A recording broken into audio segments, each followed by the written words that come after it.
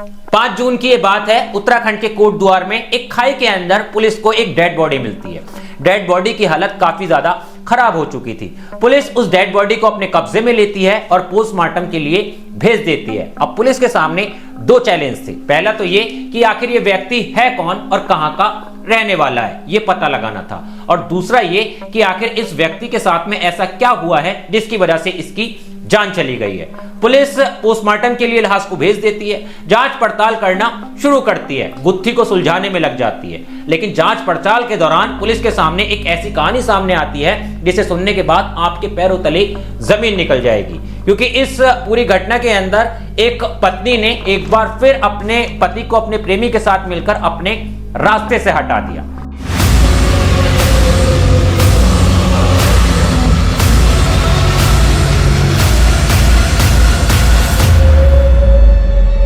नमस्कार दोस्तों, मैं हूं आपके साथ ऋषभ चौहान। कहानियों का सिलसिला बदस्तूर बरकरार है। मैं आपके लिए एक और सच्ची घटना पर आधारित कहानी लेकर आ चुका हूं। इस कहानी को शुरू करते हैं, लेकिन उससे पहले मैं आपको हमेशा की तरह जगह और किरदारों के बारे में बता देता हूं, जिससे आप आसान भाषा में इस पूरी घटना को कहानी के माध्यम से समझ पाएं। इस कहानी के अंदर 3 जगह हैं। पहला मुरादाबाद, दूसरा दिल्ली और तीसरा उत्तराखंड का कोटद्वार। इस कहानी के अंदर जो पहला किरदार है उनका नाम है रविंद्र कुमार, जिनकी उम्र 55 साल है, दिल्ली के रहने वाले हैं। इस कहानी के अंदर जो दूसरा किरदार है उसका नाम है रीना, जो कि उनकी पत्नी है और उनसे 20 साल छोटी है। इस कहानी के अंदर तीसरा किरदार है परितोष। इस कहानी की शुरुआत होती है साल 2011 से, जब रीना और रविंद्र पति पत्नी बने थे, यानी दोनों ने एक दूसरे से शादी करी थी।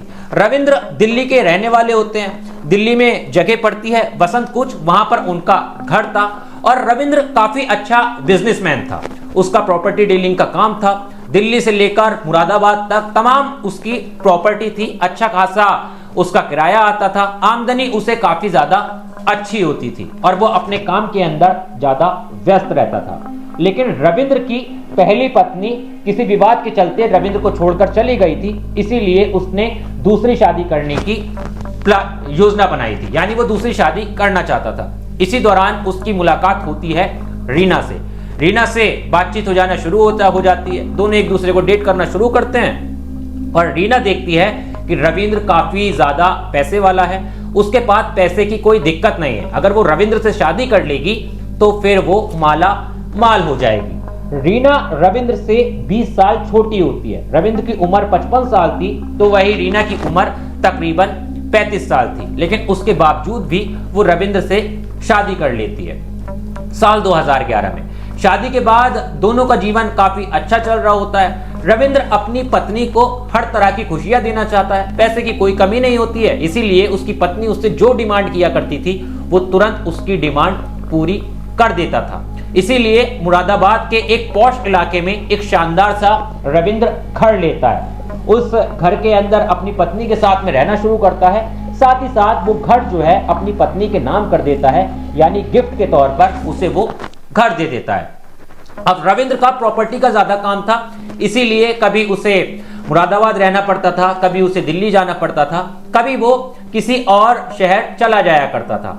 अब इसी दौरान क्या होता है कि रविंद्र मुरादाबाद वाले अपने घर को छोड़कर देहरादून की में एक जगह है डोईवाला, वहां पर रहना शुरू कर देता है, क्योंकि वहां पर उसका प्रॉपर्टी का काम चल रहा था और ये काफी ज्यादा लंबा काम था। अब रविंद्र अपनी पत्नी से यानी रीना से बीच बीच में मिलने भी आ जाता था, लेकिन समय बीतता गया और कई कई महीने जो है वो रीना से मुलाकात नहीं कर पाता था। काम में काफी ज्यादा बिजी रहने लगा था। इसी बीच रीना ने उससे कहा था कि वो साथ में एक काम भी शुरू करना चाहती है, क्योंकि घर पर उसे काफी ज्यादा बोरियत फील होती है।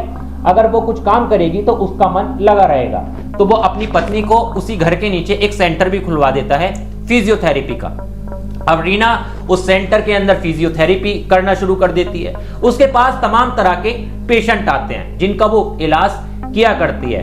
रविंद्र जो है वो डोईवाला में है और रीना जो है मुरादाबाद में रहकर अपना काम कर रही है। दोनों के बीच में मुलाकातें भी हो रही हैं, तो काफी महीने के बाद हो रही हैं। लेकिन इसी बीच एक व्यक्ति की एंट्री होती है रीना के जीवन में। उसका नाम होता है परितोष, जो कि अपना इलाज करवाने यानी फिजियोथेरेपी लेने रीना के पास में अक्सर आता था। अब जब वो अक्सर आता था, उसका रेगुलर पेशेंट था, तो दोनों के बीच में काफी ज्यादा बातचीत बढ़ जाती है। दोनों एक दूसरे के नंबर एक्सचेंज करते हैं, फोन पर बातचीत हो जाना शुरू हो जाती है और रिश्ता पहले दोस्ती में बदलता है। दोस्ती के बाद दोनों एक दूसरे से प्यार करने लगते हैं और ये रिश्ता धीरे धीरे अवैध संबंधों में भी तब्दील हो जाता है। यानी रीना को जब भी जरूरत होती थी वो परितोष को अपने पास बुलाती थी और जो भी दोनों को अपना पर्सनल टाइम बिताना होता था वो बिताया करती थी।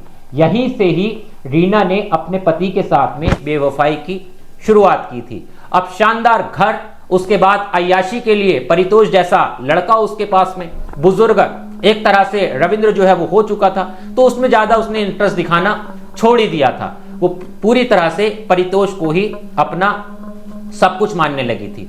जीवन में कोई दिक्कत नहीं हो रही थी, सब कुछ बढ़िया तरीके से उसके जीवन में चल रहा था और इस बात की भनक जो है रविंद्र कुमार को जरा सी भी नहीं थी। अब देखते देखते समय और बीतता जाता है, लेकिन इसी बीच क्या होता है कि रविंद्र कुमार को अपने कारोबार में काफी ज्यादा लॉस होने लगता है। उसकी कई प्रॉपर्टी जो है वो बिक जाती हैं, वो काफी ज्यादा परेशान रहने लगता है। इतना ज्यादा उसे लॉस हो जाता है कि उसे एक 18 लाख रुपए का कहीं पर पैसा देना था, लेकिन वो चेक जो है बाउंस हो गया था बैंक के अंदर, जिसकी वजह से उसे 6 महीने तक की सजा भी सुना दी गई थी।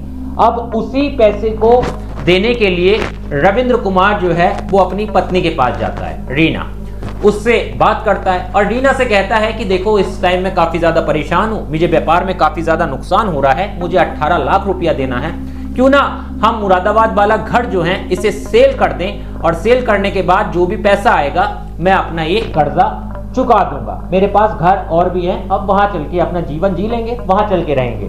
लेकिन जैसे ही रीना को ये बात पता चलती है कि मुरादाबाद वाला घर जो कि उसके पति ने उसे गिफ्ट किया था वो उसे बेचना चाहता है, रीना आग बबूला हो जाती है।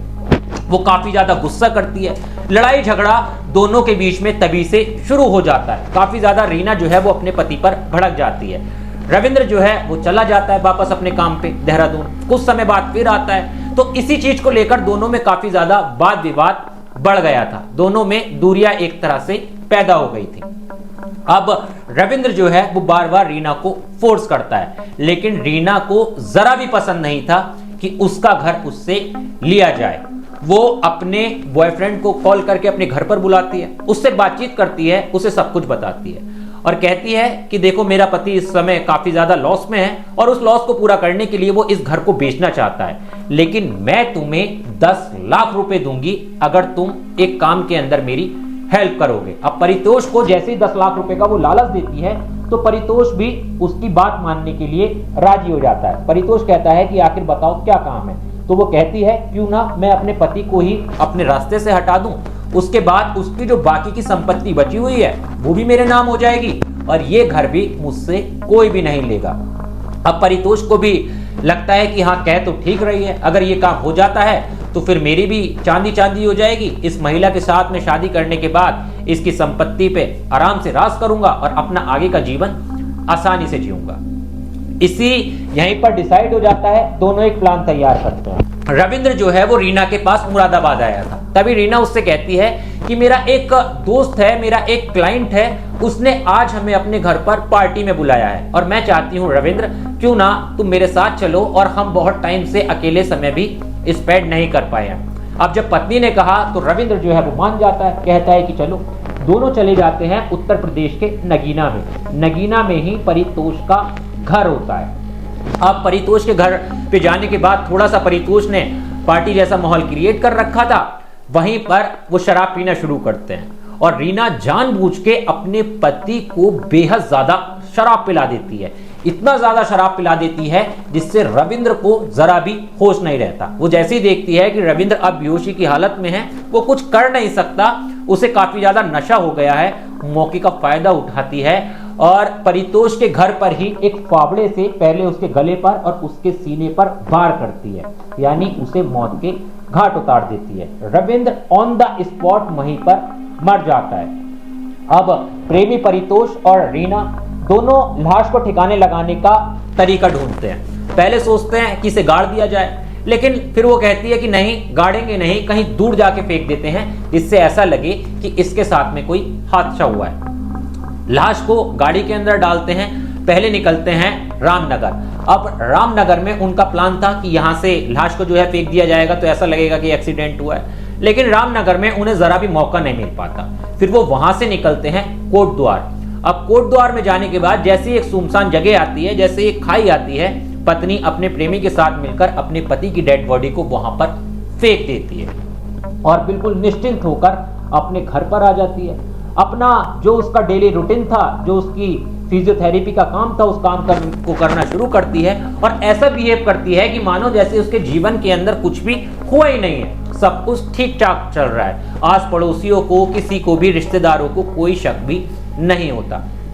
अब 5 जून को पुलिस को डेड बॉडी मिलती है कोटद्वार के अंदर। उस डेड बॉडी को पुलिस अपने कब्जे में लेती है। अब पुलिस को ये पता लगाना था कि ये व्यक्ति कौन है और इसकी मौत कैसे हुई है, तो पोस्टमार्टम रिपोर्ट में ये क्लियर हो जाता है कि इस व्यक्ति के साथ हादसा नहीं हुआ है, बल्कि इसकी जान ली गई है। और दूसरा, पुलिस ये भी पता लगा लेती है कि दिल्ली का रहने वाला है, बसंत कुंज इलाके का ये व्यक्ति, और रविंद्र इसका नाम है। सब कुछ पुलिस के पास में चीजें आ जाती हैं। पुलिस को गुत्थी सुलझानी थी, आखिर मरा तो ये मरा कैसे, कौन इसे मार गया। सीसीटीवी सारे एरिया के खंगाले जाते हैं, जिसमें पुलिस को एक गाड़ी नजर आ जाती है। अब उस गाड़ी के बारे में पुलिस को पता लगाती है। उसी के साथ साथ जो रविंद्र का भाई होता है, वो कहीं ना कहीं इस पूरे हादसे से काफी ज्यादा परेशान था, वो काफी ज्यादा बेचैन था। वो पुलिस से कहता है कि देखो, मुझे अपनी भाभी पे शक है और दोनों के बीच में प्रॉपर्टी को लेकर विवाद भी हो रहा था। कहीं ऐसा तो नहीं है कि मेरी भाभी ने ही मेरे भाई के साथ में कुछ गलत कर दिया हो।